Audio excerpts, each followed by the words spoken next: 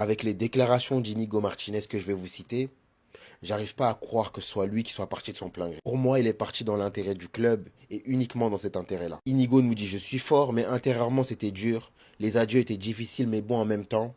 Je remercie les fans du Barça. Je suis peut-être arrivé tard avec une blessure, mais j'ai tout fait pour remonter, cela lors de ma seconde année. Et là, tout le monde le dirait, il y a une différence entre le Inigo de Xavi et le Inigo d'Hansi Flick. Le système de jeu qu'Hansi Flick a mis en place a fait en sorte d'exploiter le maximum de ses compétences en termes d'intelligence de jeu, de placement. Il est au-dessus des autres. Il nous dit aussi qu'il est déçu, car il aurait voulu être capitaine et jouer au Camp Nou pour la saison prochaine. Et c'est là où je rebondis sur le fait que je dis que pour moi, il n'est pas parti de son plein gré. Il l'a fait dans l'intérêt du club pour libérer de la masse salariale et sur le fait aussi qu'il soit âgé. Après, on connaît l'Arabie Saoudite.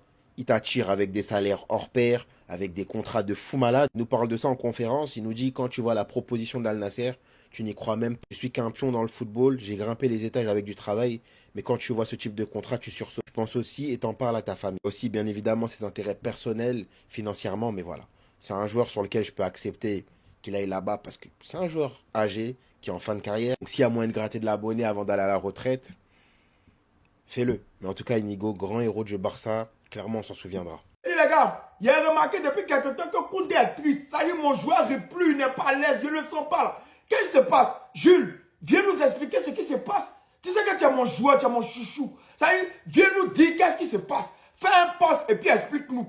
S'il y a un joueur qui t'a fait quelque chose dans l'équipe, viens nous dire. Tu sais que tu es mon chouchou. Moi, je te défends toujours. Ça y est, actuellement, les joueurs du Barça, c'est par là. Gavi parle pas un fermier. Hey, faites votre truc là, hein, mais laissez mon chouchou en paix.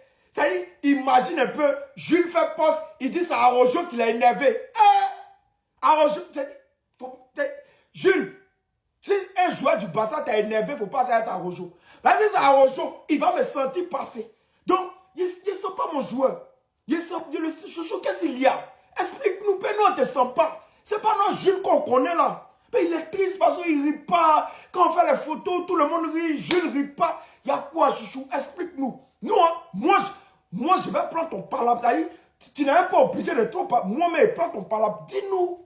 On voulait un nouveau Toni Kroos, on nous a ramené Gino Huysen. Le frérot, il contrôle mieux le jeu que nos milieux de terrain. Défensivement, il est super intelligent, c'est pas une brute comme Van Dijk. Il fait pas des interventions agressives inutiles, comme certains défenseurs dans ce club, mais si je dis le nom de Rudiger, il va se fâcher. Ils sont très complémentaires avec Tchouaméni, un joueur indispensable pour Xabi Alonso aujourd'hui. On voit clairement que Alonso, il a fait progresser. Il a de plus en plus confiance en lui dans ses prises de décision. Et ça fait plaisir parce qu'il peut se repositionner en tant que troisième défenseur. Et donc, avec Huysen sur sa gauche, un Arda Güler qui redescend pour toucher le ballon, ça peut être carré de fou. En fait, ce qui me fait plaisir avec le style de jeu de Xabi Alonso, c'est qu'on est là pour voir du jeu. T'allumes ta télé, t'es content de voir le match de Madrid. La saison dernière, c'était un supplice de voir les matchs du Real Madrid. Ancelotti, c'est une légende, hein, mais son style de jeu, il pue la merde. L'approche d'Alonso devrait être offensive et spectaculaire avec des changements tactiques en cours de match. Il a aussi cette faculté de faire les bons choix au bon moment, de faire des remplacements surtout, parce qu'Ancelotti, les gars, il savait même pas quoi faire au bout d'un moment. Pour moi, la saison prochaine, les facteurs les plus importants dans le jeu, on aura forcément du Mbappé, on aura forcément du Arda Güler. Mais ce joueur-là, les gars, il va faire une grosse différence. La différence des grands joueurs, la différence des grands matchs, les gars. Ah, je suis tellement hypé pour la saison, je tiens même plus en place, les gars. Oubliez pas de vous abonner, on est en bleu et on va faire du sale la saison prochaine.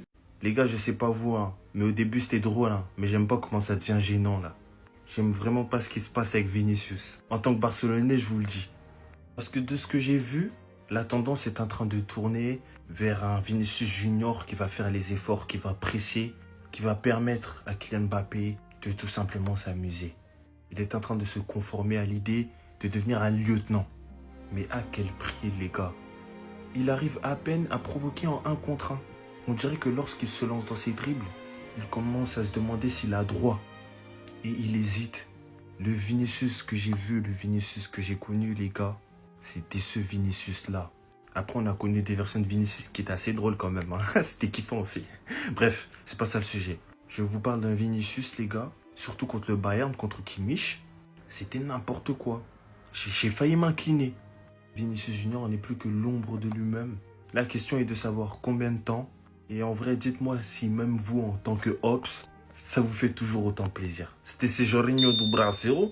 Et ça n'a rien à voir avec le fait que je suis Camerounais et qu'il est en train de nous foutre la honte. Ça n'a rien à voir, je peux cavaler. Allez, bah. Ok, regardez mon Camp Nou. Regardez bien mon Camp Nou, les frères. Je suis très sérieux. Regardez l'état du Camp Nou à la date du 13 août 2025. Regardez. Magnifique stade. Ce sera le meilleur stade du monde. Donc vous allez voir l'état de la pelouse. Hein. Ça, c'est juste l'intérieur des travaux. Les finitions ne sont pas exactes encore, mais regardez la pelouse. Regardez-moi ce stade, les frères. Non, regardez-moi ce stade. Imaginez un triplé de Lamine Yamal finale de Ligue des Champions. Oh là là là là là là. Oh là là là là. En tout cas, Rashford s'est exprimé par rapport à tout ça. Je ne peux pas être numéro 9 constamment car j'aime beaucoup faire des passes à mes coéquipiers. C'est pas quelqu'un d'égoïste, on aime ça.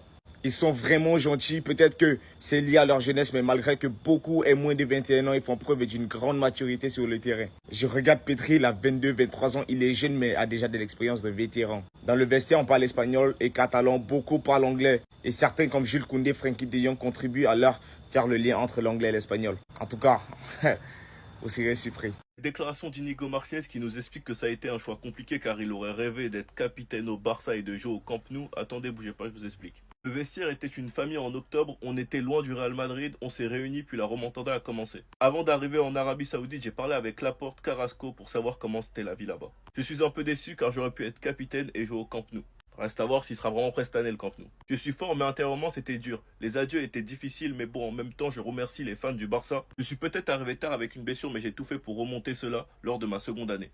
Quand tu vois la proposition d'Al-Nassr, tu n'y crois pas. Je ne suis qu'un pion dans le football, j'ai grimpé les étages avec du travail, mais quand tu vois ce type de contrat, tu sursautes. Tu penses aussi et t'en parles à la famille. Tes options se présentent rarement et il est difficile de dire non. Flick a compris dès la deuxième minute, c'était une conversation agréable avec lui. En tout cas, Inigo Martinez part comme un héros. C'est peut-être difficile, mais il part comme un héros. Il part sur une note positive. Beaucoup de joueurs sont mal vus car ils sont restés la saison de trop. Inigo Martinez nous évite ça. On est dans le club. Et peut-être qu'Al-Nassr lui aurait pas proposé le même contrat car il sortirait peut-être pas d'une aussi grosse saison. Parce que là, il allait être en concurrence avec Christensen, Araujo, Eric Garcia. Enfin bref. Sinon, vous les gars, vous en pensez quoi? Ramenez-vous sur Snap, on s'ennuie.